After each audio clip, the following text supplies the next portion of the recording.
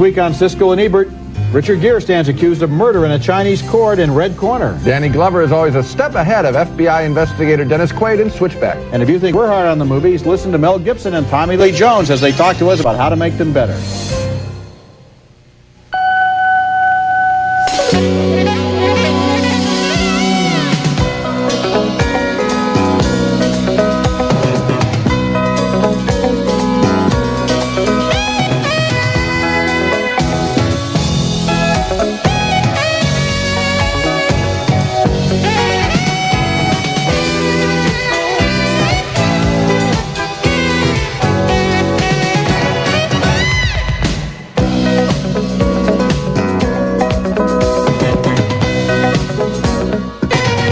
Get me a lawyer. Call Joe Shapiro in Washington. Ask him who's plugged in here. That's a non-starter, Mr. Moore.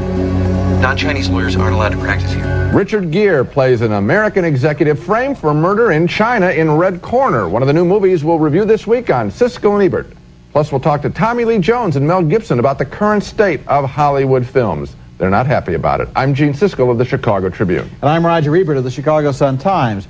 Richard Gere's character is in China to sell American TV shows when he wakes up one morning in his hotel room and finds himself covered with blood. The woman he spent the night with, the daughter of a powerful general, is murdered.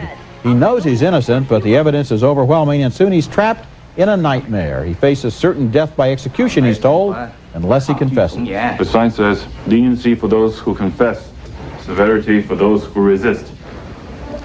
I'm not resisting. I didn't... The desperate businessman is assigned an attorney by the state. Convincingly played by Bai Ling, she briefs him on the unpleasant realities of his situation. If you plead not guilty, you will be sentenced to death. And unlike in your country, Mr. Moore, sentences are carried out within a week.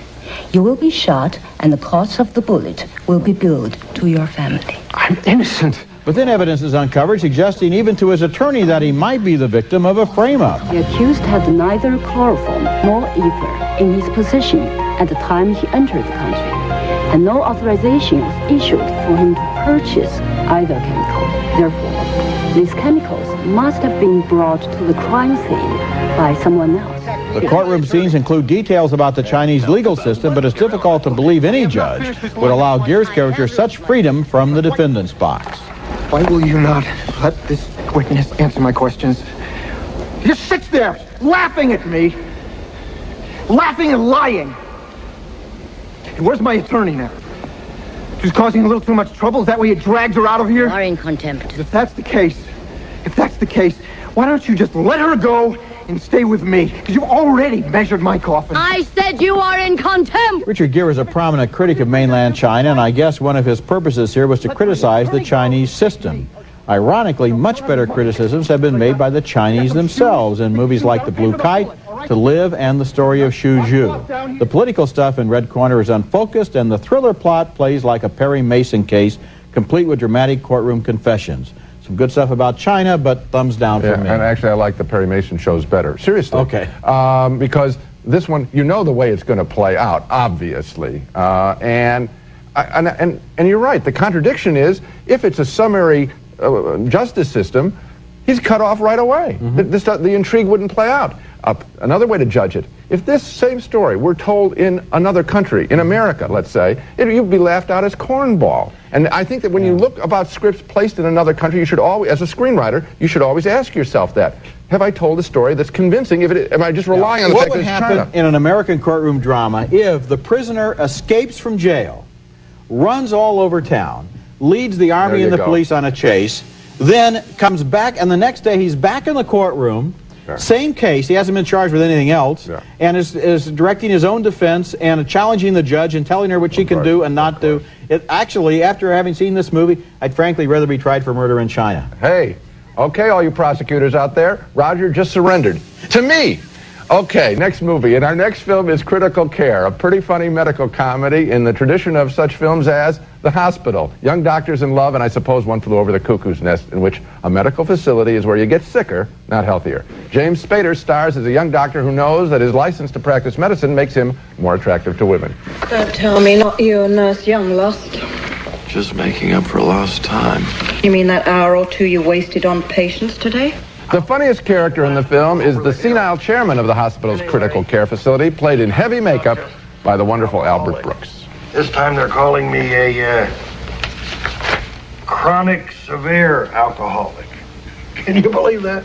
Some bureaucrat writes me this letter here, and they say, do you now have, or have you ever had a problem with alcohol dependency? What a question!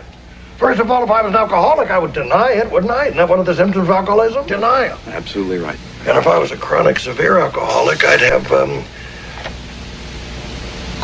Korsakoff syndrome, absolutely. Here's more with Brooks making the economic argument for paying extra attention to certain clients, certain patients. He's got catastrophic health insurance, long-term health care, the works. What does this insurance make? What? It's cash money. Not one of those try and collect from the estate deals.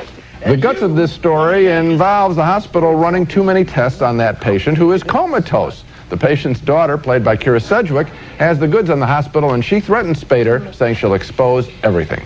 I want you to kill my father. And if you don't, I'm going to give this tape to my lawyer, and it will be introduced as evidence at the hearing, along with what you said, which should be enough to get you kicked out of your residency program. I suppose that critical care doesn't say anything that jokes at cocktail parties about doctors and hospitals and medical insurance haven't said before. But all of the scenes involving the old doctor, played by Albert Brooks, are original enough, funny enough, for me to marginally recommend the movie. On balance, I did like Critical Care. I liked it too, and it's another movie in the long career of Sidney Lumet, who makes movies very frequently that are smart, and this movie is smart, and there's an interesting battle over this comatose man involving his two daughters, one who wants him to die and the other who wants him to live, and both of whom have motives of their own. That plays out too and is very funny and leads to a courtroom scene that is totally different from anything we expected. But you're right about Albert Brooks. You know, when they say, well, why don't we stop feeding him? And he says, well, why don't I stop feeding you? You're going to die too. Later in the show, Mel Gibson and Tommy Lee Jones on what frustrates them about the movie. I mean, you could make an entire action movie by, with just a few lines of dialogue. Drop it now. Get those people out of there, Mike. Okay, Jim, we're going in. Coming up next, Dennis Quaid tracks a serial killer who may or may not be Danny Glover. Switchback is next. He is credited with at least 18 known deaths. No way of knowing how many came before he began telling me about them. He tells you about them. What's he do, call you? He writes. In Amarillo, Texas, a sheriff played by R. Lee Ermey talks about the hunt for a serial killer with his deputy played by Ted Levine in that scene, and also with an FBI agent played by Dennis Quaid, who has both professional and personal reasons to be obsessed with this killer. And that dynamic between the sheriff and the FBI man is one thread in Switchback, a thriller that cuts back and forth between those characters and two others. They are a former railway worker played by Danny Glover, who gives a lift to a hitchhiker played by Jared Leto. And the screenplay is constructed to make it possible that either one of those men could be the serial killer. What about you, Lane Dixon? What kind of work you do? I'm between jobs right now. Their car slides off a snow-covered road and the two men are nearly killed. Will one of them let the other one die? Get on up here! You think that's funny, huh?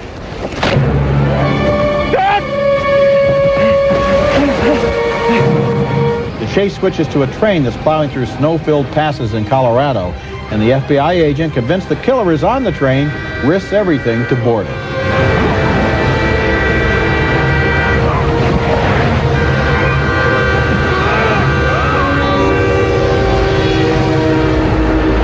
Switchback is the kind of movie where you wish they'd drop the major characters and the story, which are all pretty badly handled, and start all over again with the locations and the great supporting characters. What a criticism. Yeah, I thought R. Lee Ermey stole the movie with his well-written, well-acted role as the sheriff who is up for re-election. I liked all the lore about life on a working railroad, but I thought Dennis Quaid's monotone took all the interest out of the FBI agent, and Danny Glover's cheerful act got a little old in the other story. And the movie makes a crucial error, I think, by revealing the identity of the killer too soon, after which all of his scenes are anticlimaxes. So get rid of the two stars and the story, and there's a lot here to work with. They blow everything in this picture, including, and I'm going to beat the same drum that I did with Kiss the Girls, but which is a much better film than this, the serial killer. my heart sighs when they start to go through the boilerplate language of how the guy has done the killing and the 18 things and show it. It's just tired material. There are too many of them, and certainly too many like this. This is really boring stuff. And I think your criticism on the actors, I had the exact same thoughts. Dennis Quaid does not give any interest in his own character as presenting him. It is really, it is and he's a good actor, but he's a dead zone in this movie. He's dead, and Danny Glover is, what's he doing in this? Where is his detector on this? Why would he enter? Weren't you stunned that here's a guy who has all the money in the world from Lethal Weapons pictures. What does he need this for? Well, he probably thought it was going to be better than it was, just like we did when we walked in. Coming up, no, he had one advantage. He had read the script. Coming up next, Roger and I interview two major Hollywood stars, Mel Gibson and Tommy Lee Jones, about problems they have with today's Hollywood movies.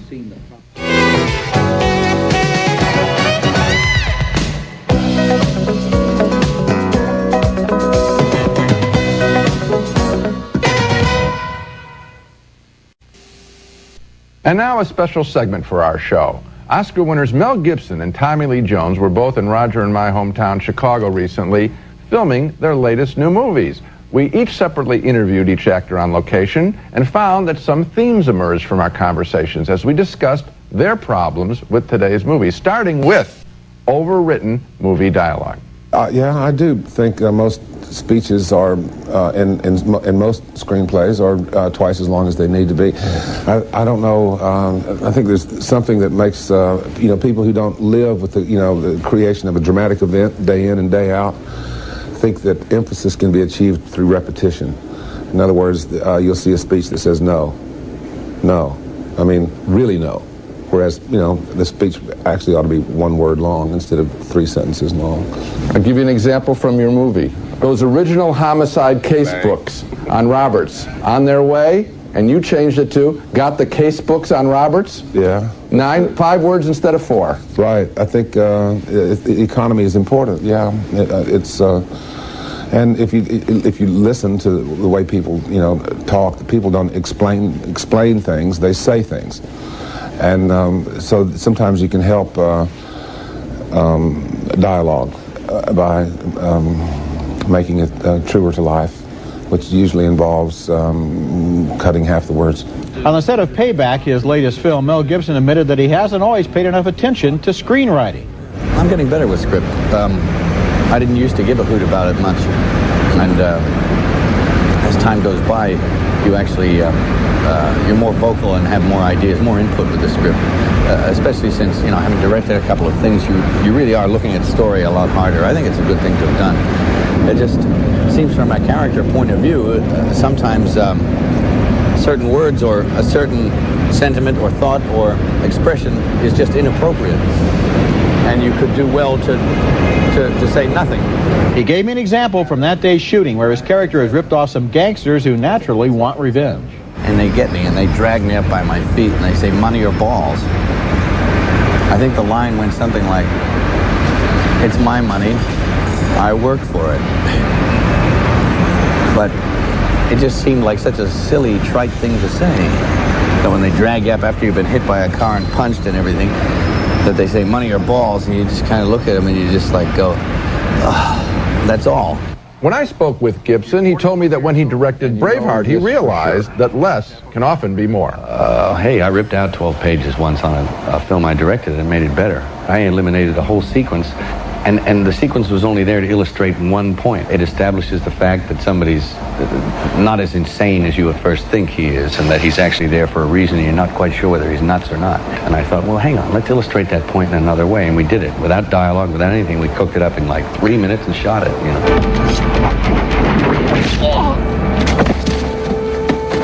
But even when an actor has obviously improved his dialogue, he has to be tactful about it. I didn't kill my wife! I don't care! Harrison Ford says to you, I'm innocent. I'm really innocent. Mm-hmm. And your response was, I don't care. Mm-hmm. And I've heard that you wrote that line yourself. Well, it's not my intellectual property, even if I made it up. Obviously, these are two very savvy guys, so we broadened the field a little and learned how huge success in the movies can actually be a drawback, even for the biggest of stars. Hey, it'd be nice if everybody just forgot about the dough for a little while. But that'll never happen, so that's a ridiculous request. But even if I want to make a low-budget picture, I'm not allowed to. You know what I mean? No, I can't. It's impossible. If you find that you're attached, everybody sort of gets, you know, piles on the extras, you know.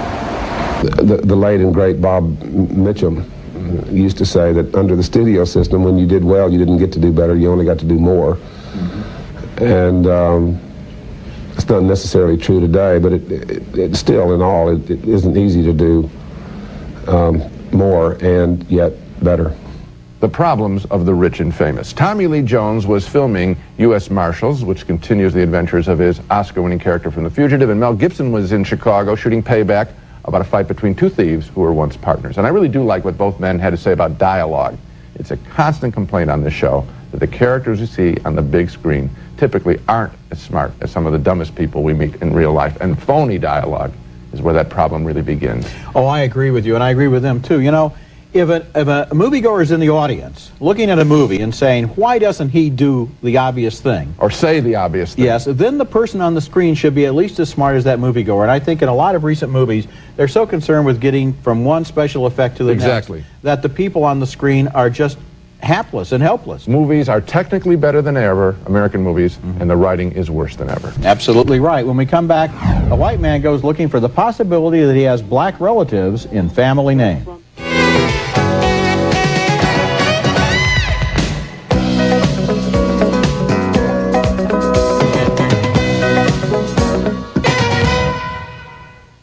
It's not as challenging or abrasive as the documentaries Crumb or Paradise Lost. In fact, it's more thoughtful and gentle, but a new documentary named Family Name creates the same sense of quiet amazement in the audience.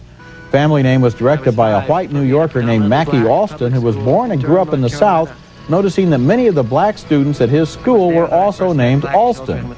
Was there a connection? Many years later, he returns to the region to try to retrace the threads of his family history. My great-great-great-great-great-uncle, Joseph John Alston, owned so much land and so many slaves in Chatham County that everybody called him Chatham Jack. That's probably why there are so many Alstons in this area. A few very old witnesses, both black and white, remember handed-down stories of slavery days, but they've spent decades never talking about the subjects that Mackie Alston questions them about. Was he a slave when he was born? I don't know. Yeah? Did he ever tell you anything about that?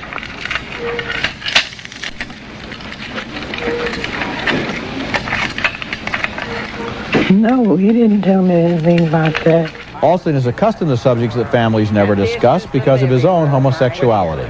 Trying to get her to talk about the slave owners in our family is a greater challenge than I thought. I think this is for the bird. The film opens with family reunions of white Alstons and black Alstons held a week and a few miles apart but totally separate. It ends with a reunion of all the Alstons in a scene of reconciliation that is powerfully emotional. Fred has asked that the concert begin with the ringing of the old slave bell.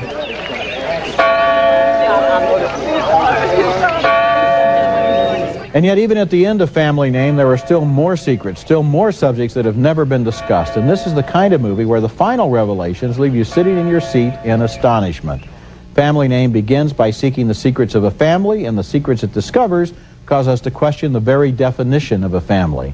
If blood is thicker than water, then perhaps love is thicker even than blood. Well, it's a wonderful film in lots of different ways. It reminds me of the movie Secrets and Lies, and I once said that I thought Secrets and Lies was a movie that could actually change people's behavior, and I think this film could also.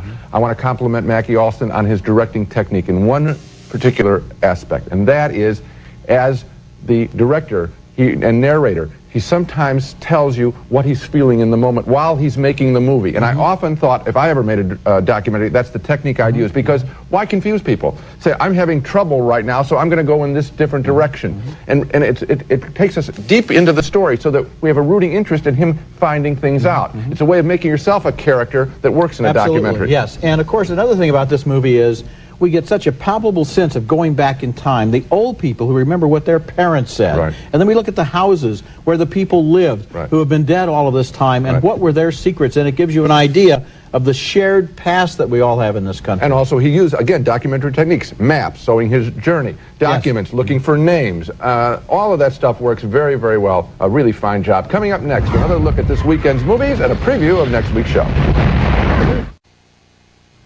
The Century Plaza, offering the finest in luxury, service, and Southern California style, adjacent to Beverly Hills on LA's fashionable West Side. The Century Plaza Hotel and Tower, a Westin hotel.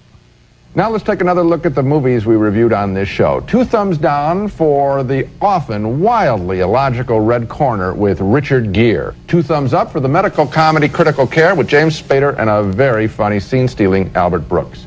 2 thumbs down for Switchback, yet another dreary serial killer movie with Dennis Quaid and Danny Glover. And finally, 2 thumbs up, way up for the documentary Family Name by director Mackie Alston. Let's hope that Family Name gets wider distribution now it's rolling out across the country. Okay, remember you can check our votes and hear our reviews of recent movies at our website. The address is Siskel-Ebert.com. That's it for this week. Next week we'll be back with reviews of more new movies, including Mad City, starring John Travolta as a hostage taker and Dustin Hoffman as a desperate TV newsman. And Starship Troopers, based on the Robert A. Heinlein novel of mankind's war against bugs from outer space. That's next week, and until then, the balcony is closed.